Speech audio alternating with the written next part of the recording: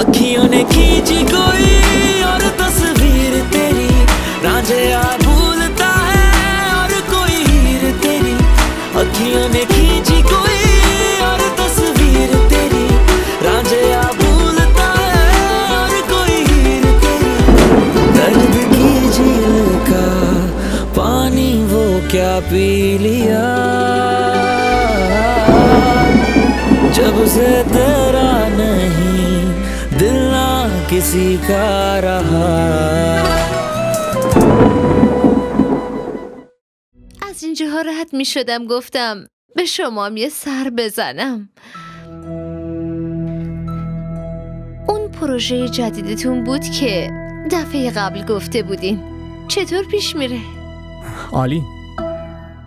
ماشاءالله. خب ببینم آمادگی‌های عروسی چی؟ وقتی عروسی در کار نیست آمادگی برای چی؟ یعنی چی عروسی؟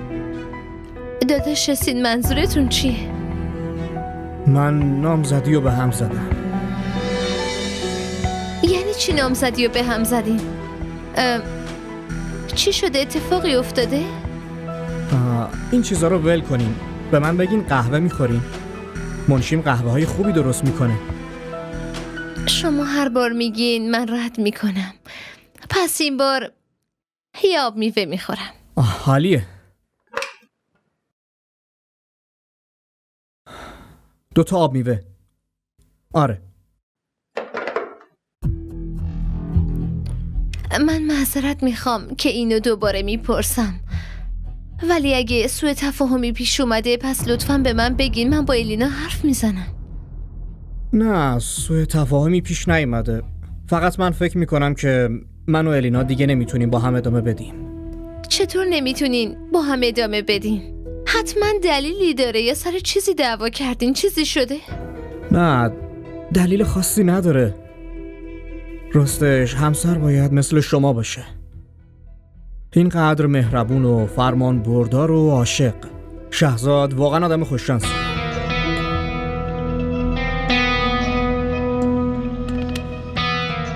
من برای شما خیلی ناراحت شدم. اینقدر با شوق نامزدی گرفتین و هر کاری تونستین کردین. شما که طلاهای زیادی هم گرفته بودین.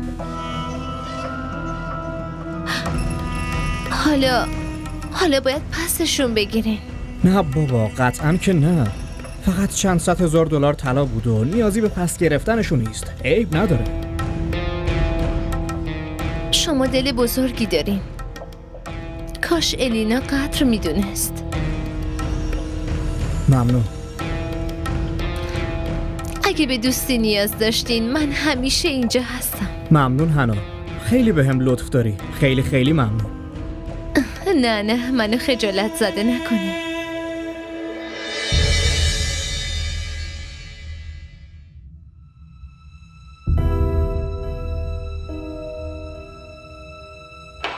خب اینم از قهوه‌ات. مرسی. من غذای مورد علاقت رو درست کردم، همون کبابی که دوست داری. یادت اونجوری که مامان برات درست میکرد؟ درست با همون دستورالعمل. امیدوارم که دوست داشته باشی. آبجی شما چرا درست کردی؟ به نوری میگفتید اون مسئول آشپزخونه است. چرا به نوری بگم عزیزم؟ یعنی من نمیتونم برات کباب درست کنم؟ من میدونم غذای مورد علاقت چیه.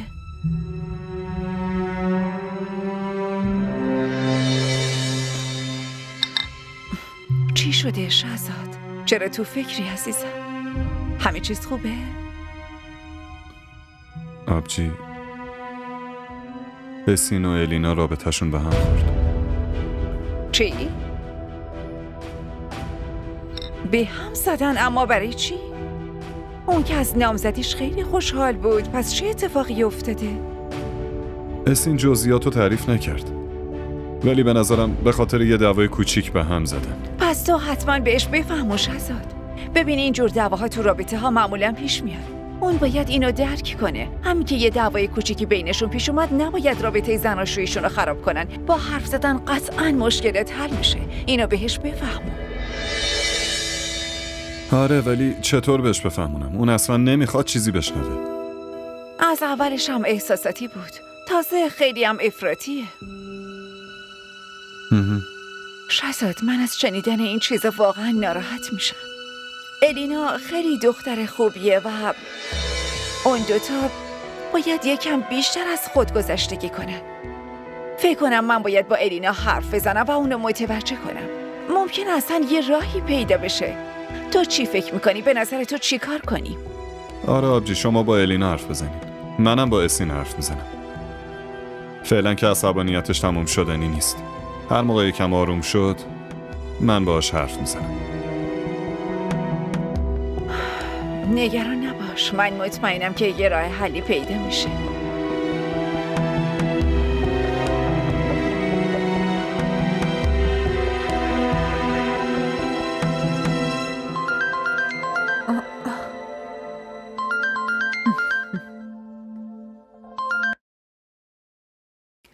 الو. سلام علیکم. علیکی سلام.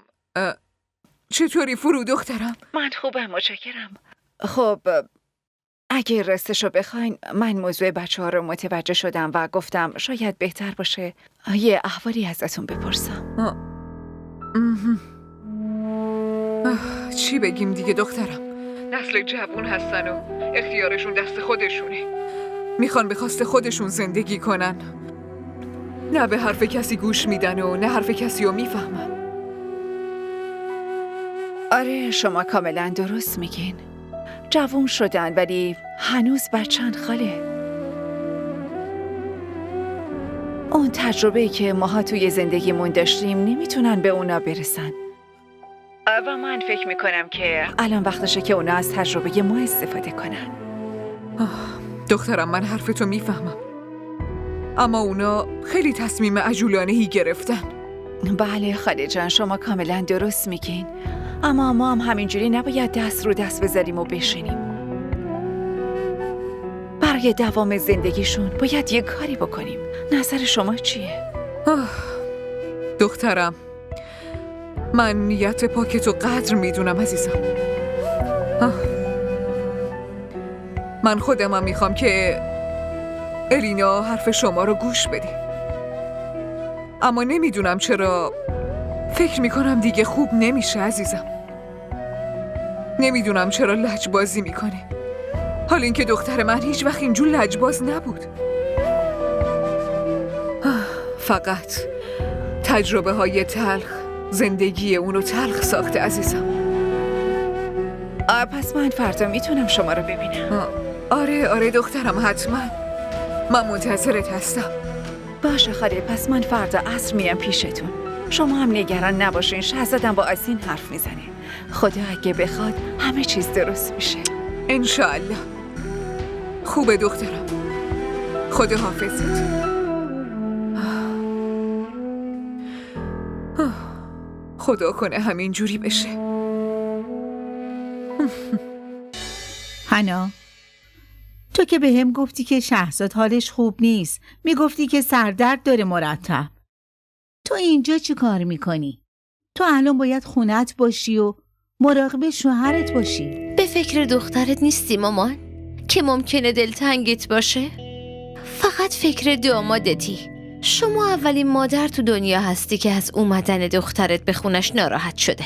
ای بابا، من دارم برای خوبی خودت میگم. خوبی منو ول کن، شما که اصلا به فکر من نیستی. اینو ول کن. خبر جدیدو شنیدی؟ اسین نامزدیشو با الینا به هم زده. ها؟ چی داری میگی؟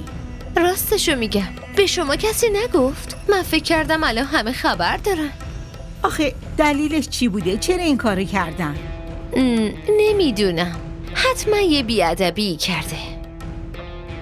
نه الینا اینطوری نیست. اون دختر واقعا دختر مؤدبیه، خیلی با نزاکت و با اخلاقه. مامان، به نظر شما همه دخترای دنیا مؤدب و نجیب و فرشته هستن بجز دختر خودتون. از این حرفتون حسودی میشه. نه دخترم، این بار نباید بهش بی‌انصافی بشه. اون قبلا به خاطر ما خیلی ضرر کرده. چرا به خاطر ما؟ اول شوهرش ولش کرد، بعدش هم نامزدش ولش کرد. پس این به این معناست که مشکل از دختره هستش، تقصیر ما نیست. راجع به شوهر اولش گفت که تعادل روانی نداره و ما هم اینو قبول کردیم، اما حالا اسین هم تعادل روانی نداره؟ دخترم پس تو با اسین صحبت کن، اون به حرفت گوش میکنه. بگو اینطور نیست. ببخش مامان، تو رو خدا من نمیخوام تو این کار رو دخالت کنم.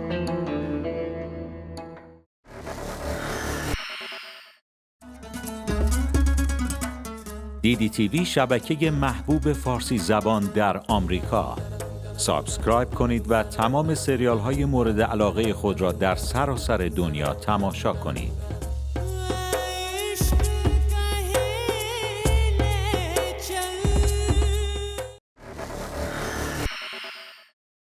نجمه چایی بیار دیگه. چقدر دیر کردین دختره. سلام علیکم خاله جان. علیک سلام دخترم. شما چطوری؟ من خوبم دخترم. بیا بشین.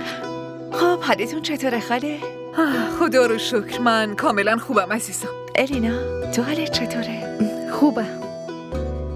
یه وقتایی با خاله بهمون سر بزن. از خونه نشستن خسته نمیشه؟ چی کار کنم از دستش؟ قبلا رامشا بود و به زور از دستش میکشید و اینو میبرد بیرون، اما الان که تنها شده دیگه خیلی سخت میره بیرون. خاله جان این چه حرفیه میزنید؟ به من اجازه بدین دستشو میگیرم و میبرمش بیرون. این که درست مثل خواهر کوچیکمه. عزیزم یه چیزی بپرسم ناراحت که نمیشی؟ نامزدت با تو قهر کرده؟ اسین قهر نیست، نامزدی رو به هم زده.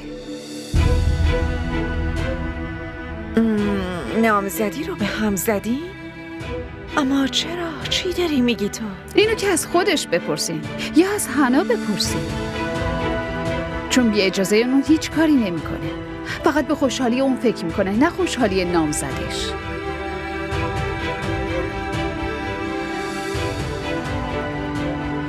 تا جایی که به نامزدت مربوط بشه من ازش میپرسم و حتما بهت میگم. اما این وسط چرا حرف حنا پیش اومد؟ حنا همه کار است. واسه خرید رفتن بهم دستور میده با اون برم. به خاطر خوشحالیش طلای جهیزیه‌مو مجبور میکنه که بدم به اون. طلا؟ چه طلایی؟ همون طلایی که تو عروسی رامشا استفاده کردم. حتی شما هم خوشتون اومد. خب اون طلا به حنا چه ربطی داره؟ یه روز اومده بود خونم، واسه عروسی دوستش میخواست. منم بهش جواب رد دادم، ولی اون سیرش پیش اسین هم رفته بود. کدوم عروسی؟ چطور عروسی؟ عروسی کی آخه؟ اینو نمیدونم، ولی فقط اینو میدونم که دلم نمیخواست طلا رو بهش بدم. واقعا مجبور شدم. اگه اسین اصرار نمیکرد من این کارو نمیکردم. فقط به خاطر اسین بود. همین.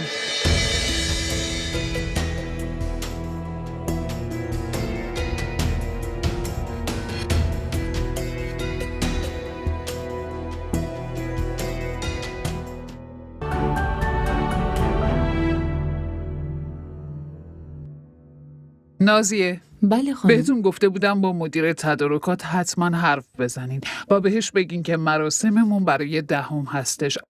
اگه مشکلی داره حتما باید به من اطلاع بده. خانم لیست رنگ‌ها و مهمونا هم حاضر نیست. من حتما اونو امشب نهاییش میکنم و شما فردا فوراً کارو شروع کنین. راستی به من اینو بگین که من دست گلا رو سفارش داده بودم از بیرون. ایشون اومدن دیدنتون. سلام علیکم خاله، حالتون خوبه؟ من که حالم خوبه، اما خاله نشناختمت. شما خاله حنایین دیگه؟ میشه صداش بزنید؟ اومدم ببینمش. ببخشید نه، من خاله حنا نیستم دخترم. آره حنا اینجا زندگی میکنه اما تو اتاق خدمتکارا. خدمتکارا؟ نه حتما سوء تفاهم شده. حنا اینجا زندگی میکنه، خونه سلطان. اون چرا اینجا زندگی کنه؟ اینجا که خونه ماست. راستش حنا دختر خدمتکارمون شهنازه. ما اکثرا میریم خارج از کشور، من و خانوادم. واسه همین در نبود ما حنا و مامانش مواظب خونمون هستن. حالا اگه میخوای من با سرایدار حرف بزنم شما رو ببره خونه اونا. اگه میخوای این کارو بکنم. هانا، خدمتکاراتون کجا؟ مامانم اونا رو فرستاده مرخصی. همشونو با هم؟ آره خوب. خب پس مامانت چی؟ میدونی که به خاطر کاروبارش خیلی سرش شلوغه. هنا اینا رو ولش کن. من خیلی گشنمه. چیزی واسه خوردن داری؟ راستش برگر سفارش داده بودم. الان میرم ببینم.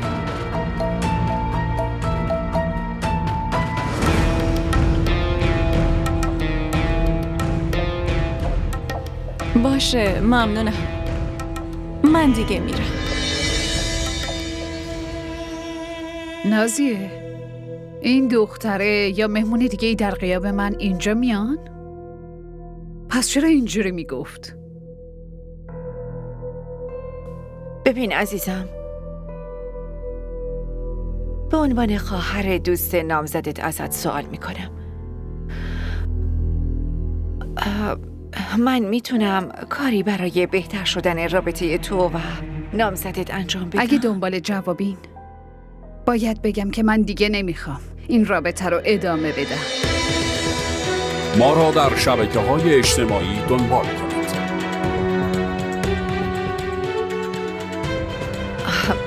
عزیزم، اما این که خیلی اشتباهه.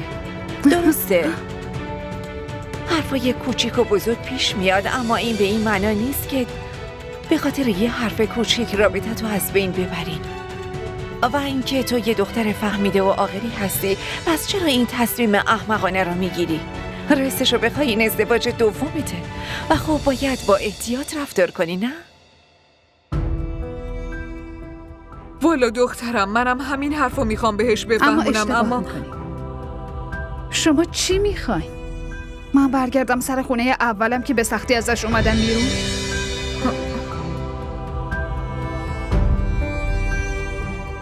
الینا دیگه این اشتباهو تکرار نمیکنه. شما هم بهتره که دیگه این حرفا رو پیش من نزنید.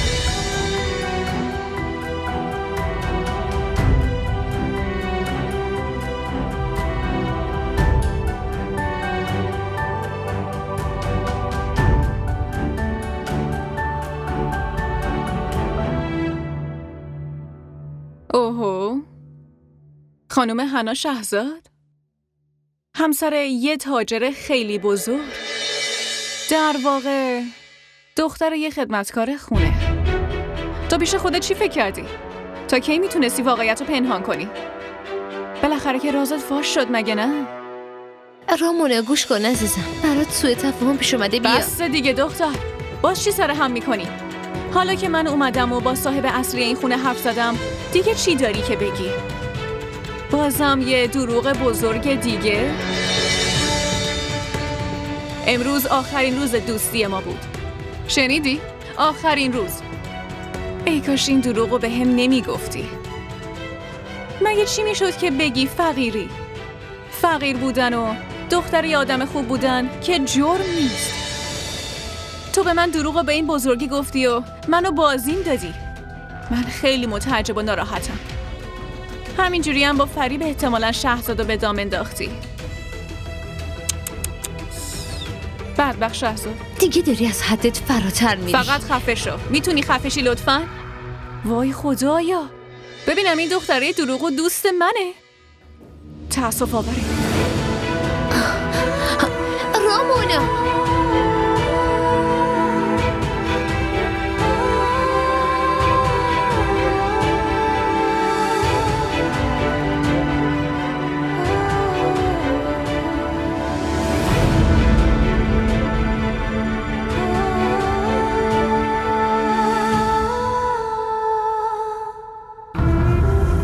الو سارا، میدونی اون هنا شهزاد، اون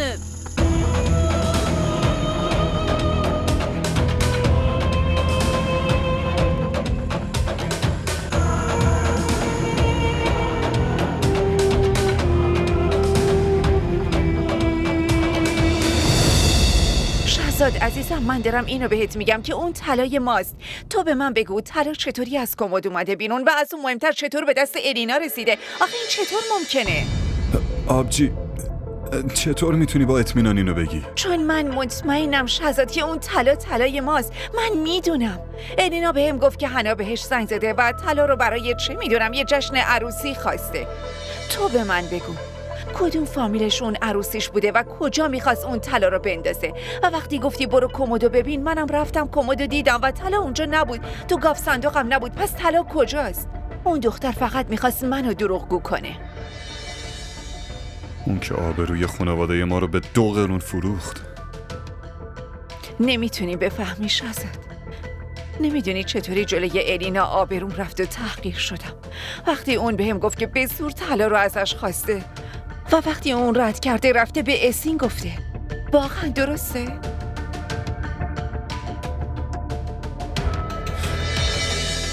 اسین در موردم چه فکری میکنه؟ که زن یه تاجر بزرگ نتونسته واسه زنش یه طلا بخره؟ رفته یکی دیگه میخواد؟ شهزاد، من اینا رو قبلا به تو گفته بودم عزیزم. اون دختر از یه خانواده کوچیکه با یه ذهن کوچیک. اون به تو علاقه ای نداره. اگه علاقه ای هم هست اونم به پولت نه تو. ولی تو اصلا به من گوش نمیدی. برعکس منو سرزنشم میکنی. قرص خورده بود خودکشی کنه. فکر کنم اونم بازیش بوده آبجی.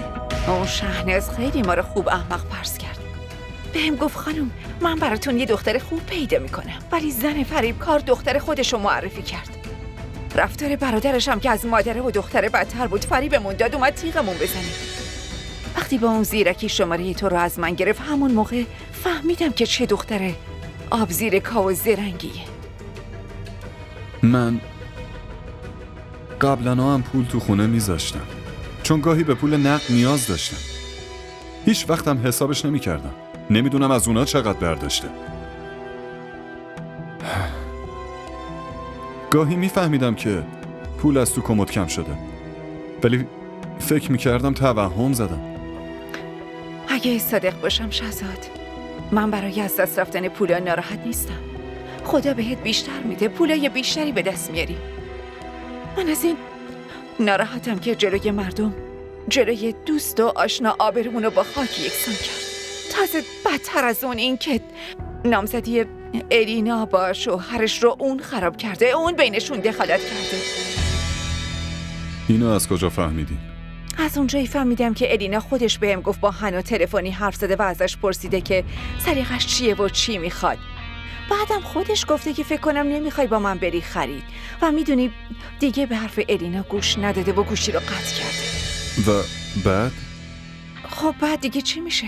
نمیدونم چه حرف راست و دروغی به اسین گفته و اونم احمق و ساده باورش شده و نامزدیشون رو به هم زده. من که از اولم شک داشتم که حتما این کار حناه. من واقعا برای الینا متاسفم. بیچاره. آبجی اونا در موردمون چی فکر میکنن؟ شهزاد چه فکری بکنن؟ فعلا که از مشکلاتشون خلاصی ندارن. آبجی ازدواج اولش هم به خاطر من به هم خورده. تا همین الانم عذاب وجدان دارم. من خیلی متاسفم که این وصلتم به خاطر همسر من به هم خورده. شهزاد تو باید حنا رو کنترل کنی، وگرنه ممکنه چند تا خونه دیگرم خراب کنه. خودت داری میبینی. شهزاد نشست و برخاستمون تو جامعه با آدمای بزرگه و این رفتارای حنا واقعا غیر قابل تحمله. شما درست میگید. یا اون روش و رفتارش رو عوض کنه و مراقب کارش باشه، یا اینکه دیگه تو این خونه جایی نداره. اینو بهش بفهم. من باهاش حرف میزنم. با دوستتم صحبت کن. با احساسی شدن که نمیشه یه وصلتو به هم زد. جنگ و دعوا تو هر رابطه‌ای پیش میاد. مثل الینا دختر خوب دیگه نمیتونه تو عمرش پیدا کنه. لطفاً منصرفش کن. من امروز باش تلفنی حرف میزنم.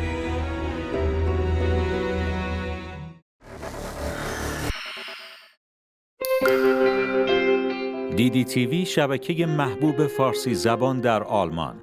سابسکرایب کنید و تمام سریال های مورد علاقه خود را در سراسر دنیا تماشا کنید.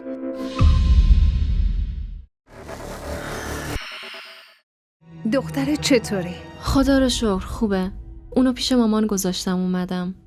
کاش با خودت می آوردیش اینجا. نه بابا اونو کجا بیارم؟ دخترم چایی آوردم. مامان شما چرا زحمت کشیدی؟ خاله شما چرا زحمت کشیدین؟ این چه حرفی عزیزم، چه زحمتی. پس شما دوتا با هم حرف بزنین، من برم نمازمو بخونم. بگیرین عزیزم، به اینم یه چیزی بخورون، خودش که چیزی نمیخوره. راستش من اومده بودم از مشکلات خودم بگم، ولی نمیدونستم نامزدید به هم خورده. خیلی ناراحت شدم. نگران من نباش، من مشکلی ندارم. تو خونه مامانم خیلی راحتم. در رابطه با ازدواجم حرفش که میشه واقعا حالم بد میشه، اذیت میشم. اینجوری نگو الینا، تو خیلی خوبی. مطمئنم خدای همسر خوب نصیبت میکنه. ولش کن. داشتی میگفتی پولاتو از منصور قایم کردی. خب من 600,000 تا به منصور دادم و 600,000 تا هم قایم کردم. اومدم اگه اشکالی نداره این پولا رو پیش تو بذارم، چون تو خونه هیچ جایی ندارم که بتونم این پولا رو از منصور قایم کنم. لطفاً اینا رو پیش خودت نگه دار. نگران نباش، پیش من جاش امنه. هر وقت خواستی میتونی امانت تو پس بگیری. باشه؟ راستی میخواستم باهات مشورت کنم. بگو.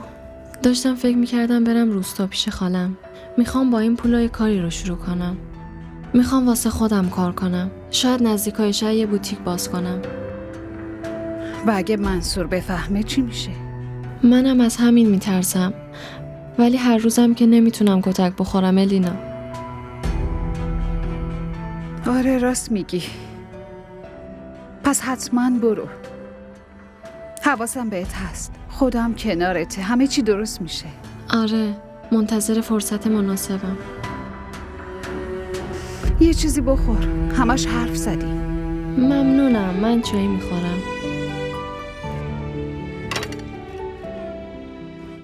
من بهت گفته بودم تو به من زنگ نزنی. نیازی باشه خودم زنگ میزنم. اما تو که از نیاز من با خبر نیستی. بگو چی میخوای؟ هیچی، فقط من به 300,000 نیاز دارم. چقدر؟ 300,000 تا؟ یه روپیه هم نمیدم. حرفمو میفهمی؟ بهت هشدار دادم زنگ نزنی. چی کار کنم؟ وقتی که عکساتو توی گوشیم میبینم مجبور میشم که بهت زنگ بزنم. دختر این یه معامله است. از این دست بده و از اون دست بگیر. منصوری مزخرفاتو تمومش کن. باشه، ساکت میشم، دیگه چیزی نمیگم. تو فقط اینو بگو که کی 300,000 رو برام میاری. باشه یه کاریش میکنم، دیگه به هم زنگ نزن. باشه عزیزم، منتظرم. کشته ی همین اداهاتم. خیلی شیرینی. خدافظ خوشگلم.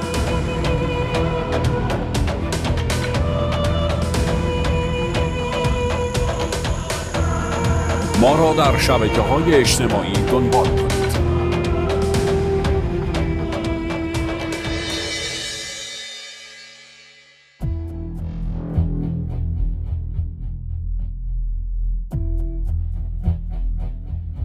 هیچی، فقط به 300,000 نیاز دارم.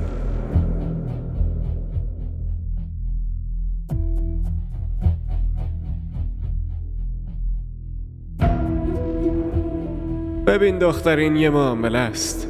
از این دست بده و از اون دست بگیر.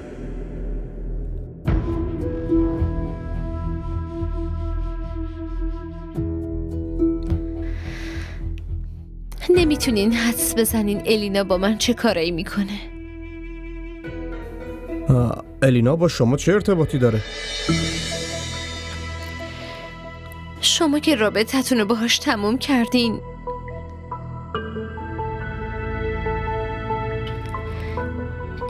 نمیدونم چرا دشمن جون من شده. منظورتون چیه؟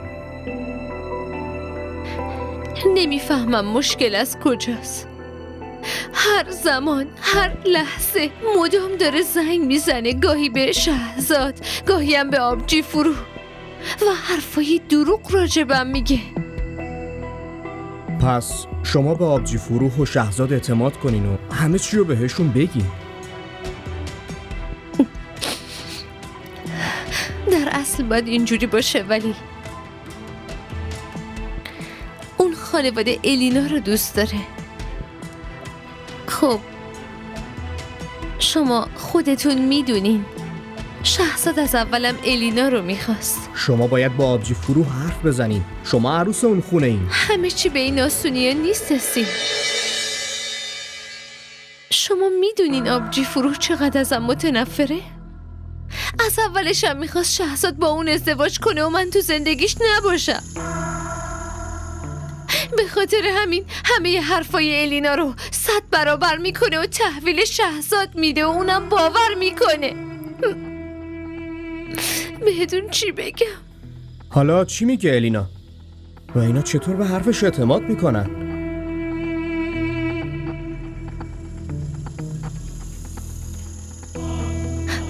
از گفتنش خجالت میکشم. اون طلا رو یادتونه که گفتم از الینا قرض میخوام؟ الینا میگه که من اون طلا رو دزدیدم. چی؟ باید مثل شما تعجب میکردن، اما اصلا اینطوری نشد.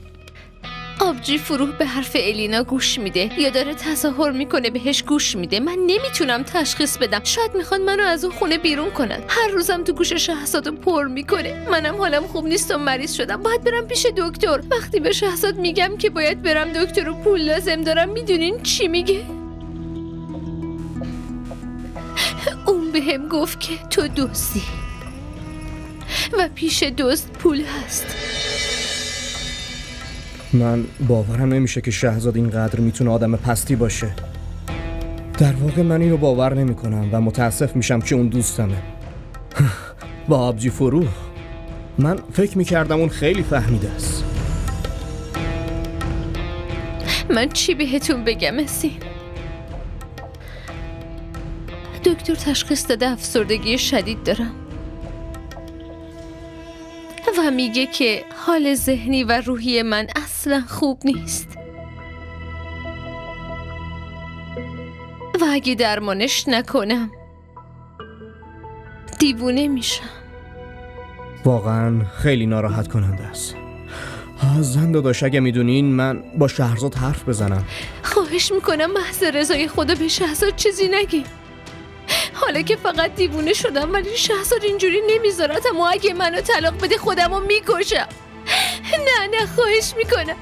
اون که هر شب و روز به فکر الیناست و دنبال فرصته که منو یه جوری ول کنه. شما لطفاً هیچ چیزی به شهرزاد نگی. پس زن داداش یه کاری میکنیم. من بهتون یه چک پول میدم. شما به بیمارستان خوب و پیش دکترای خوب برین و خودتون رو درمان کنین و لطفاً نگران پول نباشین. من خیلی شرمنده میشم اینجوری ازتون پول میگیرم، اما چی کار کنم؟ جز شما کسی رو ندارم. شاید خدا شما رو برای کمک وسیله قرار داده. باشه زن داداش، شما آروم باشین. چیزی میخواین؟ چایی، قهوه؟ باشه، پس من برم چکو براتون بیارم.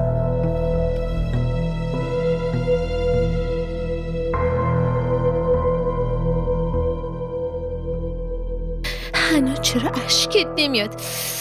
تو قطره اشک بریز، واقعی به نظر بیاد. عزیزم امروز به یادم افتادی. کار مهمی باهات دارم، باید ببینمت. عزیزم میدونی که این روزا حسابم خالیه و وقتی اینجوری میشه من توان کاریو ندارم. تو نگران اون نباش، من اونو حلش کردم. تو فقط بیا اینجا. اگه پول پیش به هم برسه پس اونم بهت میرسه. تو فردا بیا همون جایی که قبلا دیدمت. پس امروز است میبینمت عزیزم. امروز نمیتونم ببینمت. فردا ساعت 7 عصر باشه؟ باشه حتما. خداحافظ عزیزم. अखियों ने खींची कोई और तस्वीर तेरी रांझिया भूलता है और कोई हीर तेरी अखियों ने खींची कोई और तस्वीर तेरी रांझिया भूलता है और कोई हीर तेरी दर्द की झील का पानी वो क्या पी लिया. بابت تماشای این قسمت از شما ممنونیم. اگر از تماشای آن لذت بردید لطفاً نظرات خود را برای ما بنویسید و این ویدیو را با دوستان خود به اشتراک بگذارید.